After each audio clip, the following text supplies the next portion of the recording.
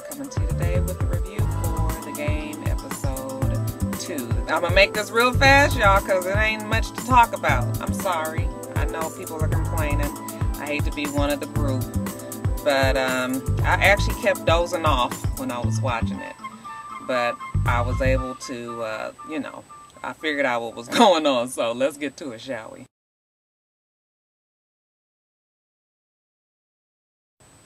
Alright, so let me just say first off that Derwin is really getting on my nerves this season. He got on my nerves last season and it's just getting worse. I know that Derwin is like the big star now and he's making all this money and everything, but to me I feel like he treats Melanie bad. Not bad like bad like, you know, whooping up on her or talking to her any old kind of crazy way, but I think he just dicks her around so much. Like, one day it's this way, the next day it's that. So anyway, let me just get to it. So the show starts out with, you know, Derwin telling Melanie that he went back to Irv, his old manager. Because you guys remember Tasha's not his manager any longer. And I think Melanie was hoping that she and Tasha would be able to, you know, make amends and, you know, correct this problem that they had. But since Derwin went back with Irv, well, that kind of messes up the whole thing. He lets her know that he got the Verizon contract, that Irv closed the deal for him. And, you know, he's all excited. Since Irv closed the deal, you know, he's just like, I'm back with Irv and this and that, you know. And Melanie is just like, I thought that we were a team. You know, I thought that I was the CEO of this family. And I thought that I was, you know, managing you. I don't know why she thought she was managing him now since Tasha's not his manager anymore. It's just like, girl, you ain't really got no experience as a manager. But, you know, she tells him that she thought she was going to be managing him. And he was just like, no.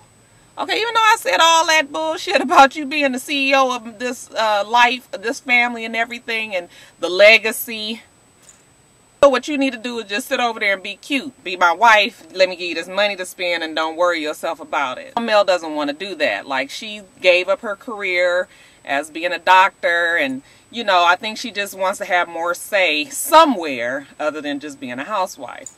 To me, she needs to just go back to practicing. If that's what, you know, she's feeling so complete and can't get on with her life, then she needs to go back to, she needs to just go back to practicing. Or just go be a doctor. I mean, she never even was able to do it. I mean, she's just got the degree and she's able to go do it, but she needs to go do it. Being Mel, you know how she is. She meets with Irv and, you know, she's just kind of telling Irv that she wants to discuss, you know, Derwin's contract as well. And, you know, Irv basically gives her the brush off. You know, nobody really takes Melanie seriously.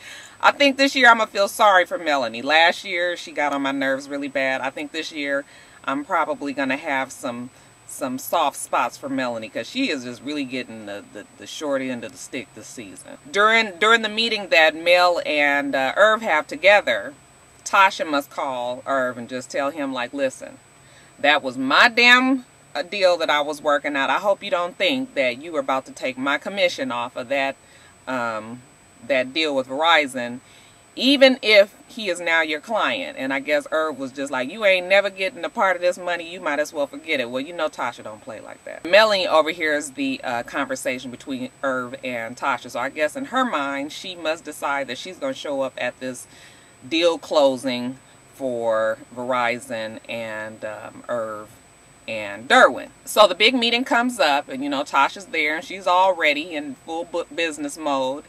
And Irv is there and, you know, they're about to sit down and talk with the Verizon reps. And all of a sudden Melanie comes bumbling in and, you know, Melanie is about to fuck it up. You know, she must have really put her college degree to work. So she writes out this deal and, you know, she presents it to Tasha, and it's just like this figure is non-negotiable and, you know, this and that, this is what we'll accept. Tasha treats that deal as if it was some weed. She rolls it up and smokes it, basically. It was just like, this is some bullshit. I have proof that I spoke to Verizon. She shows the representative. Actually, it might not be a Verizon representative. It looks like it might be a mediator trying to figure out what's going on between Irv and Irv and Tasha. So she hands the mediator the paperwork when she first talked to Verizon. more paperwork when Verizon spoke back to her.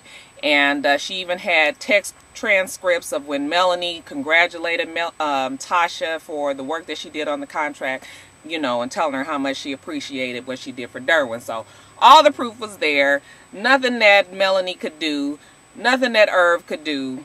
Basically, they granted Tasha her money. I do like Tasha, you know, she's ghetto, and but she's about her business. And when she went over to Melanie and was like, don't go there with me again, I know Melanie understood that very clearly. Don't go there with Tasha. Alright, you guys, the show opens with Rick Ross cooking breakfast for Malik. I was like, damn, Malik, you got Rick Ross cooking breakfast for you? You must really got it going on. He's at the house, and Tasha shows up and just lets him know that, you know, she's working on his money and trying to get him back in the scene and really trying to work on, you know, him and his personality and all that. So she's like, I got you this appearance at a bar mitzvah. I know that ain't nothing you really want to do, but it's $100,000. You show up and, you know, you tap dance or whatever, and then you move on with your life. And, you know, she's fully expecting Malik, you know, Malik that we all know is the Malik who is, you know, extra confident, extra cocky, extra arrogant, you know, things he just ain't gonna do. She's thinking that he's gonna be that way, and I'm sure she's prepared herself for a fight, but he's just like, okay. And she was just like, oh, okay. And he was just like, yeah, you know, set it up. And she was just like, what's going on with you? We all find out that Malik is running out of money.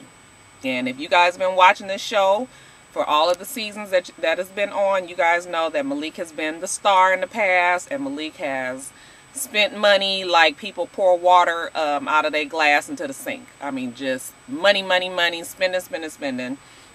We knew eventually that money was going to dry up. Well, that time is here. Malik is feeling it. It's a recession. You know, you went and slept with your boss's wife last season. You know, you got crazy and decided that, you know, you didn't need the job no more. And your ass got kicked off the team or benched, I think it was.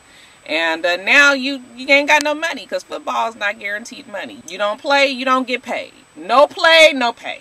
His accountant comes over, and his accountant is just explaining to him, listen, you do not have the money like you used to have. You need to pull back. You know, Malik, you know, must have been really feeling himself. He throws out this money, these rolls of money on the table, and just like, what about this? I got this. And, you know, and he's like, listen, that is some little old piddly little bit of something. Just because you got money in your pocket, that ain't, we need to have money in the bank. Not only do we need to have money in the bank, we need to have some money invested.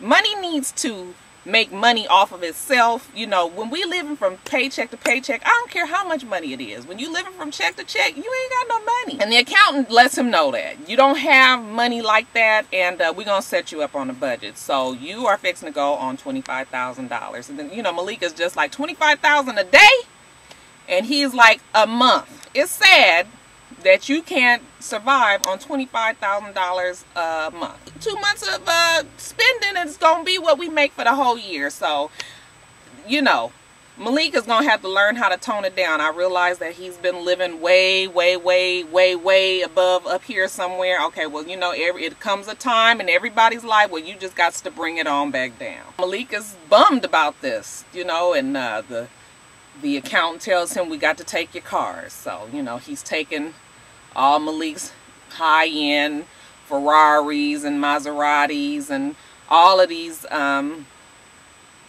all of the cars and all the extras that he has, because, you know, got to bring it down. But I don't think Malik wants his friends to know that, you know, that money is tight and all of this. So, you know, it's TT's birthday that's coming up, and this is like, gives you a really good view of how these people with money have all these hangers on, and people that just are around and expect. And not that TT is using them, because TT is a good friend and TT has been there the whole time, but just to let you know, it's TT's birthday coming up, and TT's like, I want to do it big, and I'm counting on you. And Malik is like, don't worry about it, I got you, you know. And it's just like, yeah, you want to take care of your friends when you have the money. You want to take care of everybody when you have the money. When you don't have the money, you can't do it no more. But you know, his pride, I'm sure, you don't want to be telling his friends, like, listen, I can't really be doing it all like that. You know, how about we just have a party at the house, invite some of the homies over, I'll order some pizzas. They're at the birthday thing for TT at the club, and you know, you guys know how it is at the club when you going to be ordering drinks. Now, when you buy bottles at the damn liquor store, you can get a big bottle of Grey Goose for $40, the biggest bottle. And drink very well, might I add. Well, when you get to the club, that same bottle that was $45, $50 at the liquor store is now $300 for the same exact bottle, you guys. All they did is put some damn sparklers in it. That's supposed to be constitute of what, a 700% markup? You know, they ordering bottles and drinks, and you know, Malik for the first time is real aware that, oh my God, this is crazy. We are spending money like crazy. Because listen, if you're thinking about buying, the bottles are what, $300, $400 a bottle for the same bottles that you buy, you know, the Patron, the Grey Goose, the Ciroc, all the different real known liquors that we like to drink when we get out. Okay, just multiply those $400 bottles times 20, 30, because you know, you got to take care of everybody at the party. Okay, well, you got $400 times 30, you done spent $7,000. If you on a $25,000 budget and you done spend $7,000 in one night and you got 29 more days to worry about, okay, you're going to run out of money real fast. You're going to have to change that lifestyle.